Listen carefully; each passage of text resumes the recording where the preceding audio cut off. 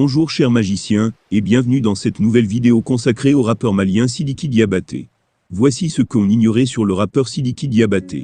Mais avant de commencer, abonne-toi à la chaîne et active la cloche de notification, clique sur l'option toute pour une communauté magique, et encore plus grande. On commence. Sidiki Diabaté, né le 8 février 1992 à Bamako au Mali, est un chanteur, musicien, compositeur, instrumentaliste, beatmaker, arrangeur musical et producteur malien. Descendant de quelques-uns des plus illustres joueurs de kora, le malien Sidiki Diabaté est devenu au milieu des années 2010, un des artistes les plus populaires de sa génération en Afrique de l'Ouest, capable d'embrasser la tradition, comme d'être en phase avec les codes de la jeunesse de son époque, mis en avant tant par son père Toumani Diabaté, que le rappeur français Booba, ou le chanteur Madieu Chedi.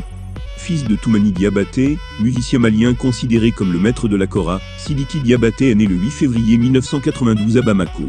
Il porte le prénom de son grand-père paternel, décédé en 1996, et qui fut lui-même surnommé le roi de la kora. Cet héritage familial est aussi celui d'une longue lignée de griots. Il appartient en effet à la 72e génération de ces musiciens conteurs, qui font office de gardiens des traditions dans cette partie de l'Afrique de l'Ouest. Naturellement, c'est avec les instruments de musique qu'il joue au quotidien durant son enfance, tout en s'imprégnant de ce qui fait l'éducation d'un griot. Il apprend notamment l'instrument familial, avec son oncle paternel Madou Sidiki Diabaté, jeune frère de son père et choriste reconnu, puis avec le Guinéen Madi Kouyaté, lui aussi issu d'une famille renommée de longue date.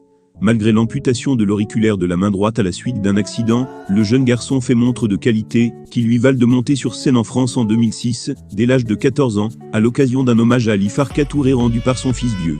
L'année suivante, il est programmé au festival Sous la plage à Paris, et se fait déjà surnommer le petit prince de la kora. Il participe aussi au livre-disque Sidiki Bakora, les sons destinés aux enfants, qui sort en 2008. Sur ce projet récompensé à de nombreuses reprises, et mené par l'auteur-illustrateur américain Ryan Thomas Kinney, il enregistre ce qui est son premier album. Lorsque Sidiki découvre l'album Songhai de son père, sorti en 1988, qui allie audacieusement la kora à la musique espagnole, cela lui ouvre l'horizon. Le jeune ado qui regarde les clips de rap américains, cherche alors à se familiariser avec les billes, les programmations, toute la technologie qui peut être mise au service de la musique. Son père le soutient dans sa démarche en lui achetant le matériel informatique nécessaire à l'apprentissage de sa démarche.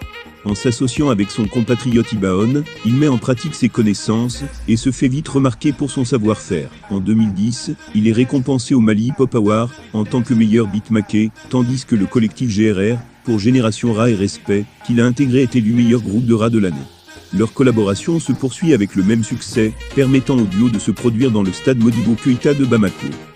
Diplômé du prestigieux Institut national des arts de Bamako, où il a suivi un cursus académique, inscrit ensuite au conservatoire Balafa Séké Kouyaté pour parfaire ses connaissances, le jeune homme se voit proposer, par son père, une aventure musicale, qui les réunirait tous deux, ce que Toumani n'a pas eu la possibilité de faire avec son propre père, à son grand regret.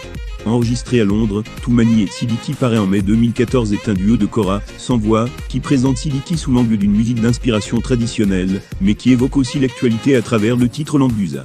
La rencontre se prolonge sur scène, en France, en Grande-Bretagne, en Belgique, au Danemark, aux Pays-Bas, en Espagne et même jusqu'en Australie. En parallèle, Sidiki développe au Mali sa carrière solo, assumant un style très urbain, y compris en termes d'image tirée, dans lequel sa kora, tantôt électrique tantôt acoustique, se mêle au beat, et à son chant passé par l'immanquable logiciel Autotune. Ces singles successifs renforcent sa popularité locale, mais aussi dans les pays voisins. Le rappeur français Booba s'inspire de son titre Ignanafi Debna pour le titre validé paru sur son album Neuronomosie, et l'invite avec son instrument de prédilection sur la scène de l'Accord d'Hôtel Arna à Paris, devant près de 20 000 spectateurs, en décembre 2015. Le 21 septembre, Sidiki Diabaté est arrêté par la police malienne et placé en garde à vue. Il est accusé par son ex-compagne Mariam Sow, avec qui elle dit avoir été en couple pendant 7 ans, de séquestration et violence physique. La réaction de sa maison de disques est immédiate. Dans un communiqué publié sur les réseaux sociaux le 23 septembre, Universal Music Africa suspend le contrat de l'artiste, avec prix d'effet immédiat. Il est également disqualifié du prix des musiques urbaines, Primu, en Côte d'Ivoire et des African Music Magazine Awards, Afrima, aux États-Unis. Incarcéré depuis le 25 septembre à la maison centrale d'arrêt de Bamako, il est libéré sous caution de 15 millions de francs CFA, environ 23 000 €. Le 29 décembre 2020, le 1er mai 2021, Sidiki Diabaté retrouve la scène lors de la finale de The Voice Afrique. Aux côtés de son père Toumani, il rend hommage au premier ministre ivoirien Ahmed Bakayoko décédé le 10 mars. 3 jours plus tard, dans un message adressé à ses fans sur son compte Facebook, Sidiki Diabaté annonce la sortie d'un clip intitulé Renaissance, dans lequel il évoque ses récents déboires avec la justice. Dans la foulée, il se produit en concert à Abidjan, les 14 et 15 mai, et à Cotonou, le 29 mai 2021. Je vous remercie d'avoir écouté cette vidéo, jusqu'à la fin.